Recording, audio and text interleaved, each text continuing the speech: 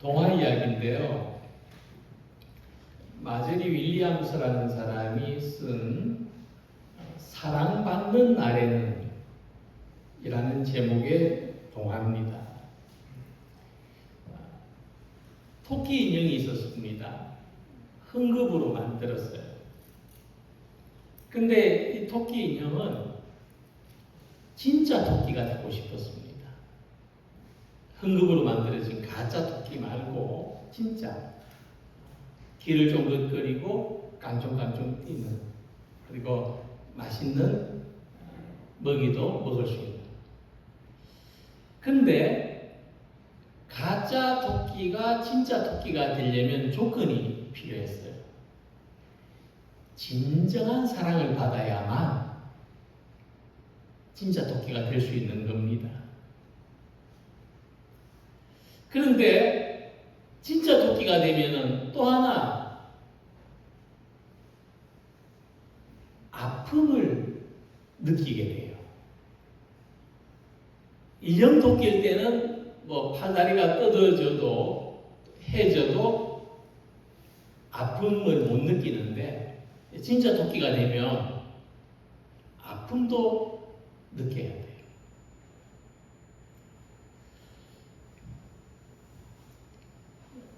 그건 두려운 일이지만은, 그런데 이 인형 토끼는 만약 내가 진짜 토끼가 될 수 있다면 아픈 거는 아무것도 아니라고 생각했어요.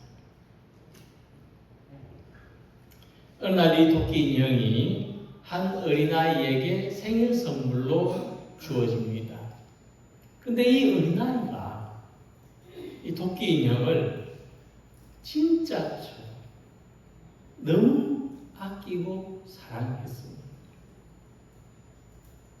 그래서 이 흥급으로 만들어진 토끼 인형이 어느 날 진짜 토끼가 되었다는 동화 이야기입니다.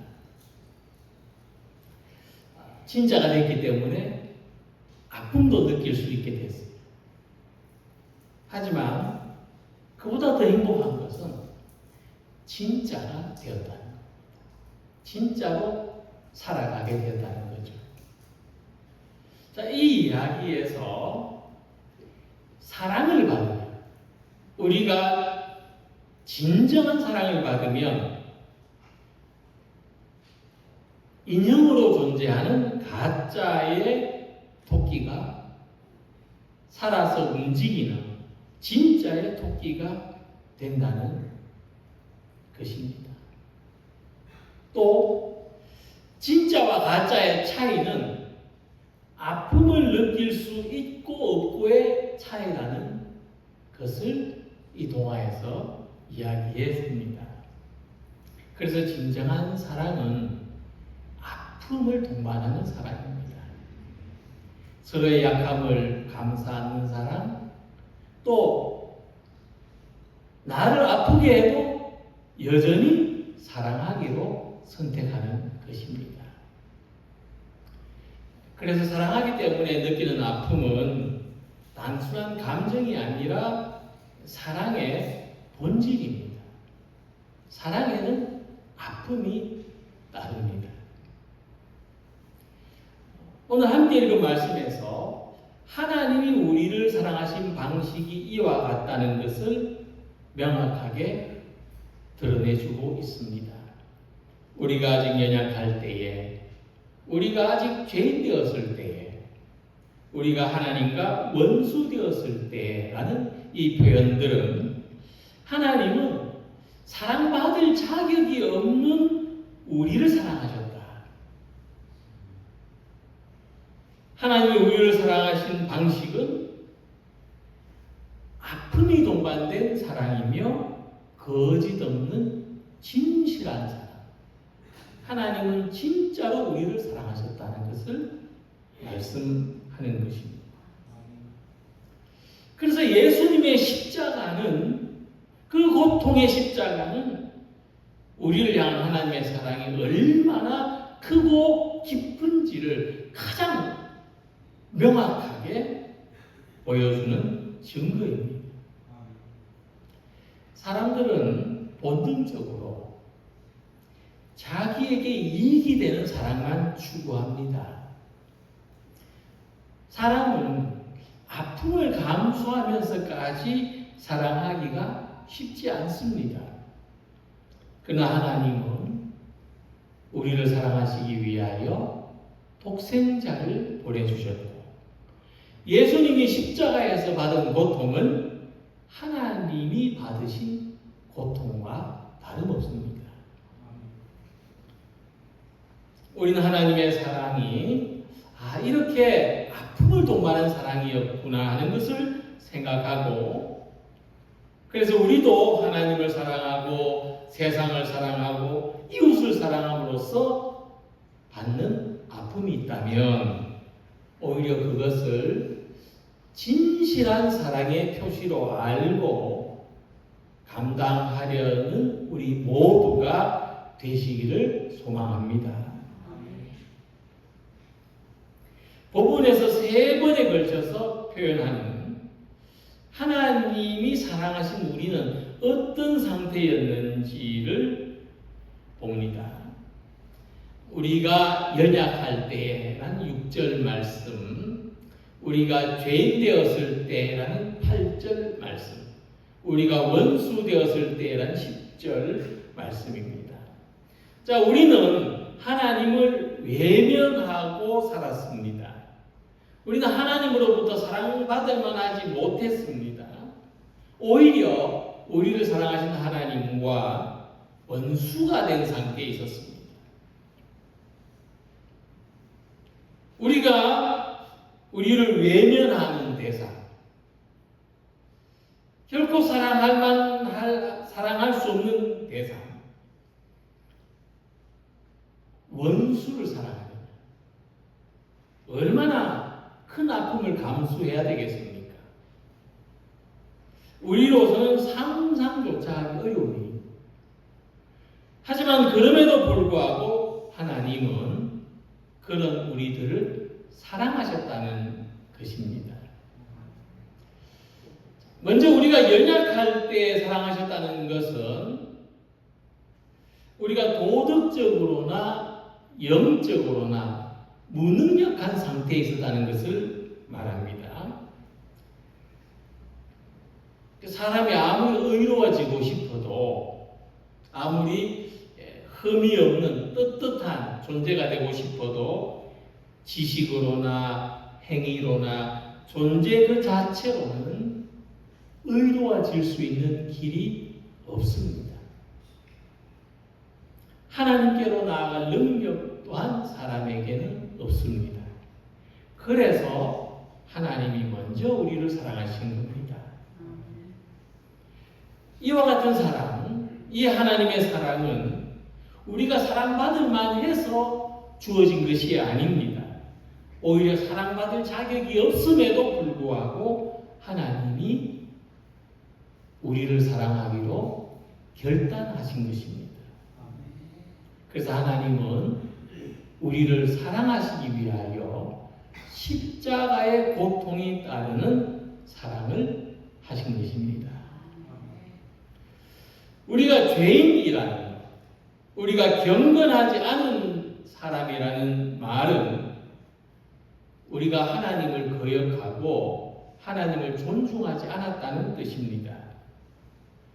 바울은 말하기를 의인을 위하여 죽는 자가 쉽지 않고 선인을 위하여 용감히 죽는 자가 혹 있거니와라고 했습니다.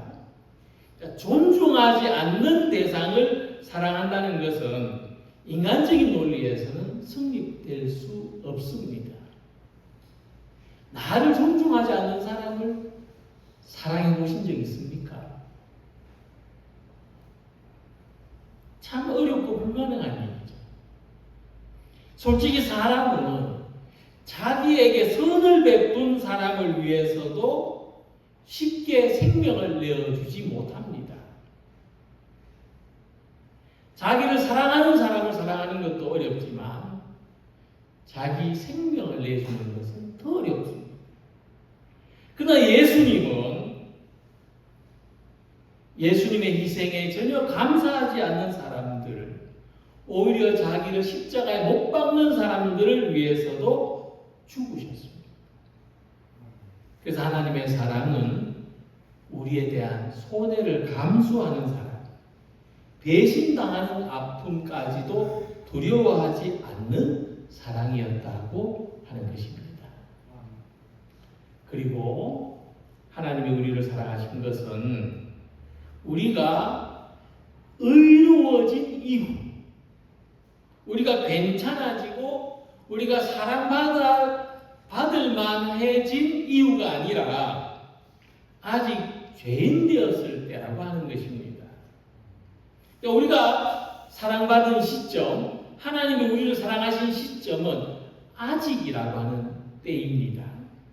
아직 우리가 하나님께 마음을 돌리기 전에 하나님은 이미 우리에 대한 사랑을 실행하셨습니다.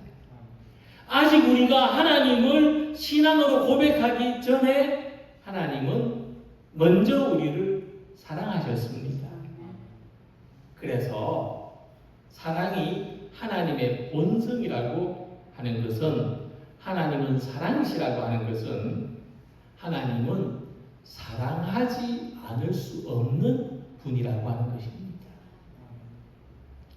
예수님의 십자가는 하나님께서 그럼에도 불구하고 너희를 사랑하겠다는 절대적인 의지를 표현하신 것입니다. 우리도 하나님의 사랑을 좀 낭만적으로 생각할 때가 많습니다. 신이 있다면 마땅히 사랑하는 존재라야 하지 않겠느냐 하는 이런 하나님의 사랑이 감성적인 표현이었다면 그것은 한편의 아름다운 시에 불과했을 것입니다.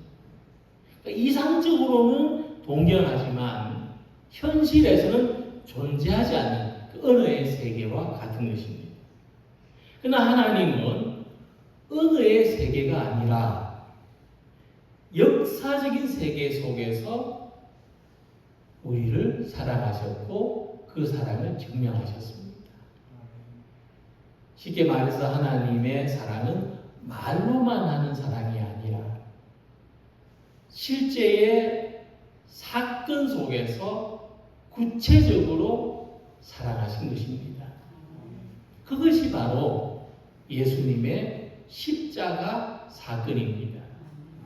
우리가 아직 죄인 되었을 때에 그리스도께서 우리를 위하여 죽으심으로 하나님께서 우리에 대한 자기의 사랑을 확정하셨습니다. 이 말씀에서 바울은 우리를 위하여 예수님이 죽으셨다고 했습니다. 이것은 사실이고 이미 이루어진 사건이라는 것을 의미합니다.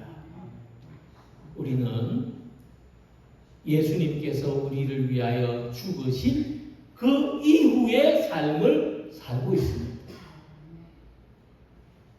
하나님은 우리를 사랑하신다고 말씀하셨을 뿐만 아니라 예수님의 십자가로 그 사랑을 보여주셨고 완성하셨습니다.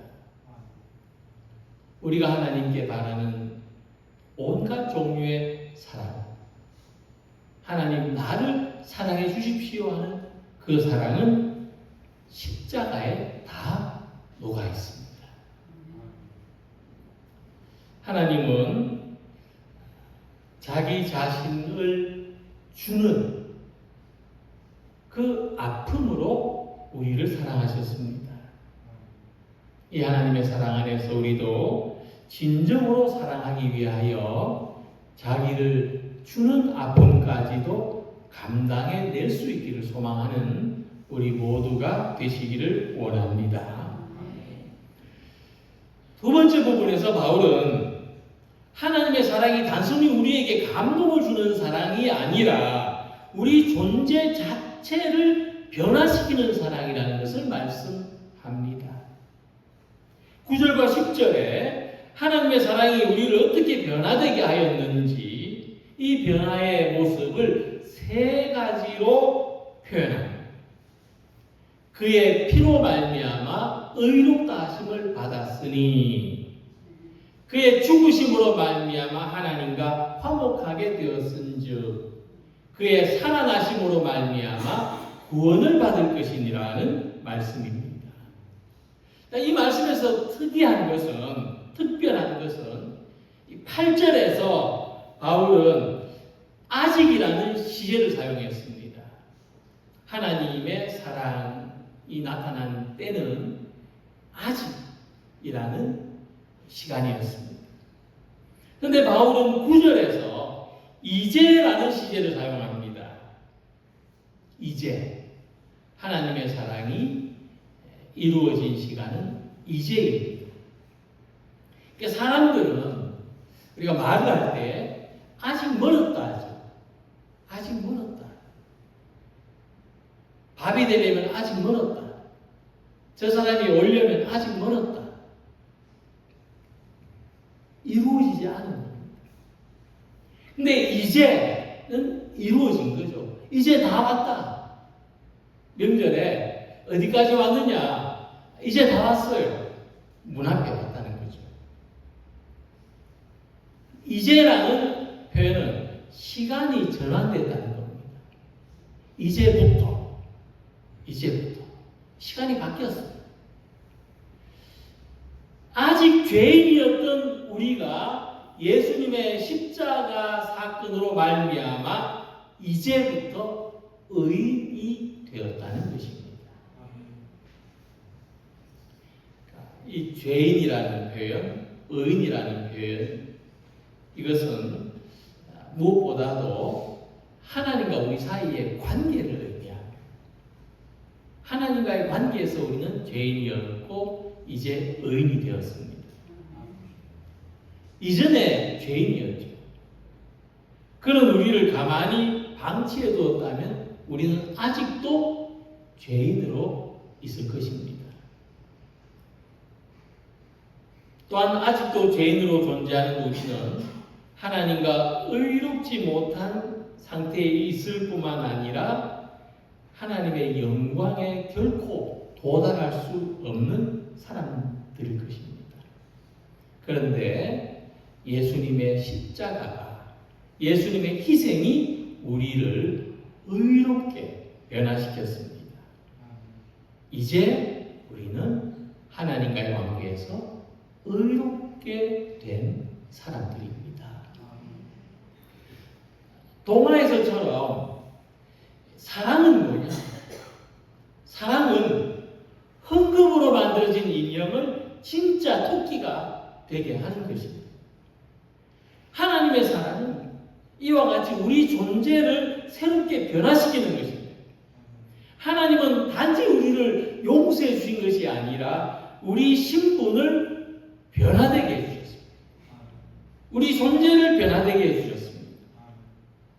히브리서 9장 22절에서 피 흘림이 없은 즉 사함이 없느니라고 했습니다.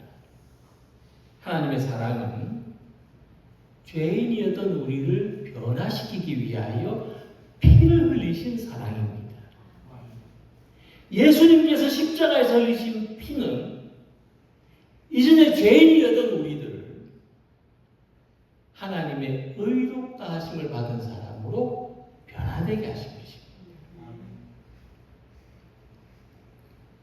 뿐만 아니라 하나님의 사랑은 우리가 하나님과의 원수된 관계에서 사랑받는 자녀의 관계로 변화되게 하셨습니다.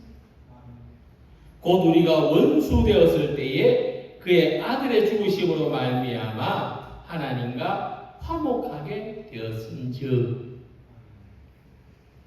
성경은 죄가 하나님과 우리 사이를 원수되게 만들었다고 가르쳐 줍니다. 그래서 이 원수의 관계를 풀 수 있는 방법은 우리 사람들에게 없습니다. 사람은 항상 죄가 있고 죄 지을 가능성이 있습니다. 그래서 하나님이 화목하자, 이제 우리 화목하자 하고 먼저 손을 내미신 것입니다. 구약에서 하나님과 화목하려면 희생의 제물로 제사를 지내야 했습니다. 이처럼 하나님은 예수님의 희생을 통하여 하나님과 우리 사이를 화목하게 하셨습니다. 하나님의 이와 같은 사랑이 없었다면 하나님과 우리 사이는 영원히 원수에 또 영원히 화목할 수 없는, 영원히 하나님께 가까워질 수 없는 사이였을 것인데, 하나님의 희생의 사랑, 화목하게 하신 이 십자가의 사랑을 통해서 하나님과 우리 사이가 원수에서 친구가 되었고, 친구에서 사랑받는 자녀로 변화된 것입니다.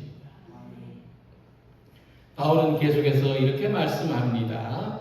화목하게 된 자로서는 더욱 그의 살아나심으로 말미암아 구원을 받을 것입니다. 예수님이 십자가에서 부활하신 것은 하나님의 사랑이 예수님의 죽음을 통해서 부활의 생명으로 우리를 새롭게 창조하셨다는 것을 말합니다. 그래서 우리를 변화시키는 하나님의 사랑은 단순한 과거의 사건이 아니라 지금도 살아있는 생명을 가진 우리 안에서 역사하는 사건이고 부활의 생명으로 역사하는 사건입니다. 하나님의 사랑은 우리를 죄에서 구원하셨을 뿐만 아니라 부활의 생명을 가진 새로운 존재로 변화되게 하신 것입니다. 빅토르 위고의 소설 장발장을 보면 이 장발장이 절도범이었잖아요. 근데 이 장발장이 새로운 사람으로 선을 베푸는 사람으로 변화되는 계기가 있습니다. 그게 무엇입니까?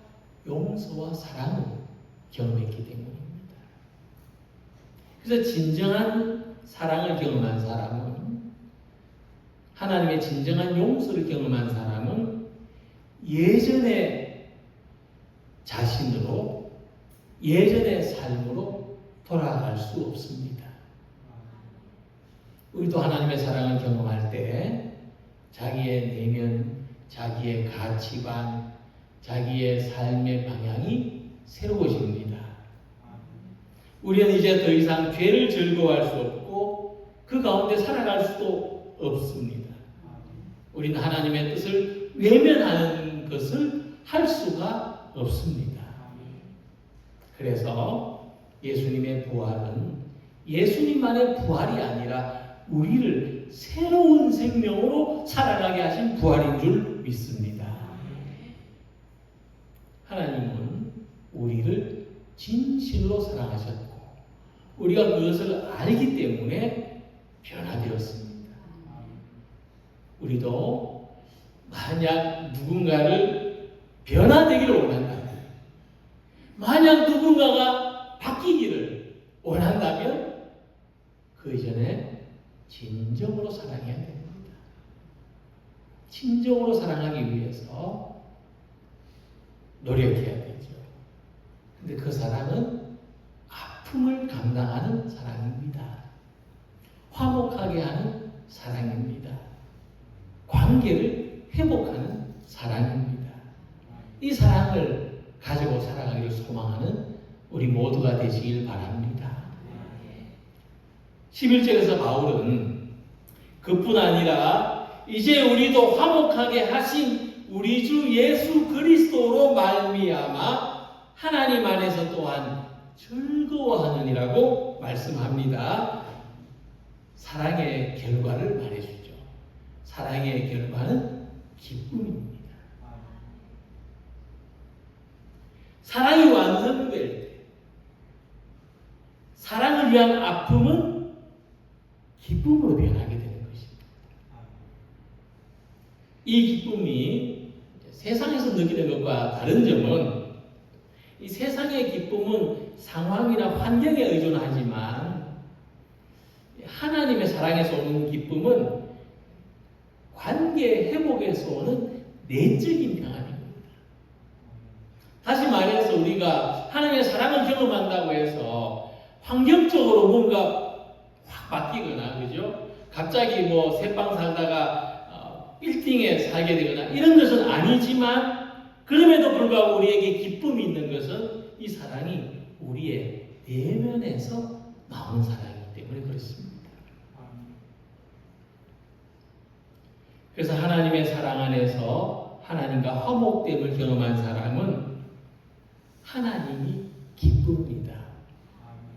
하나님 생각만 해도 기쁘고 하나님께 찬송하고 또 기도하고 예배하는 것은 더 큰 기쁨이 되는 것입니다. 사랑받지 못한 원망이 거두어집니다. 사랑이신 하나님의 품 안에서 기쁨을 누리기 때문이죠. 또한 이 기쁨은 구원의 확신에서 오는 기쁨입니다. 구원의 확신은 뭐냐 하면 존재 안정감을 느끼는 것입니다.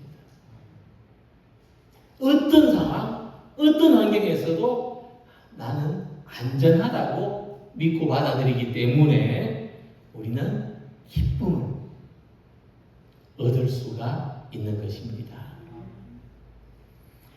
하나님의 사랑은 단 한 번의 사건으로 끝나지 않습니다. 하나님의 사랑은 지금도 우리 안에서 계속 우리를 변화시키고 있습니다. 예수님의 십자가는 2000년 전, 아주 오래전 과거의 사건이지만 십자가의 능력은 지금도 계속되고 있습니다. 우리는 점점 더 거룩한 사람으로 변화되어 가고 있는데 결국 하나님의 사랑이 우리 안에서, 우리 내면에서 계속 깊어져가, 계속 성장해 가고 있다는 이야기입니다. 예전에 우리는 죄의 습관이 강한 사람들이었습니다. 쉽게 절망하고 또 한번 우울에 쌓이면 벗어날 수 없었고, 감정에 따라서 아주 기복이 심한 사람들이었지만 우리가 하나님의 사랑을 알고 경험하고 그 사랑이 우리 안에서 머물러서 역사함에 따라 우리는 점점 성숙한 사람, 거룩한 사람, 성화되어 가는 사람이 되고 있습니다. 오늘의 말씀은 하나님의 사랑은 아픔을 통과했다, 아픔을 거친 사랑이라는 것을 우리에게 보여줍니다. 하나님의 사랑은 단지 내가 너를 사랑한다, 우리를 위로하는 것뿐만 아니라 우리를 변화되게 했습니다. 그 사랑을 받은 사람으로 하나님 안에서 기쁜 삶을 살아가게 했습니다. 사랑은 고통을 포함하지만 하나님이 받으신 고통은 헛되지 않았습니다. 예수님의 고통은 우리의 구원이 되었고 하나님의 눈물은 우리의 기쁨이 되었습니다. 그래서 오늘 우리가 이 시간 함께 기억하기를 원합니다. 진실하게 사랑하려면 아픔을 품어야 하지만 그 끝에는 반드시 기쁨이 있다고 하는 것입니다. 그래서 우리가 이렇게 고백합니다. 내가 사는 이유는 하나님이 나를 사랑하시기 때문입니다. 하나님의 사랑으로 인해 나는 고난 중에도 찬양합니다. 슬픔 중에도 감사합니다. 상처를 두려워하지 않고 사랑하겠습니다. 하나님이 우리를 먼저 사랑하셔서 우리가 변화되었습니다. 그 사랑이 성령을 통해서 지금도 우리를 변화시켜가고 있고 우리를 점점 더 하나님의 형상으로 닮아가게 하고 있습니다. 이전에 하나님은 우리를 사랑하기 위하여 아프셨지만 이제 하나님은 우리로 말미암아 기뻐하실 것을 믿습니다. 이렇게 우리 모두의 삶이 하나님의 기쁨이 되기를 소망하며 살아가는 성도들이 되시기를 주님의 이름으로 기원합니다. 기도드리겠습니다.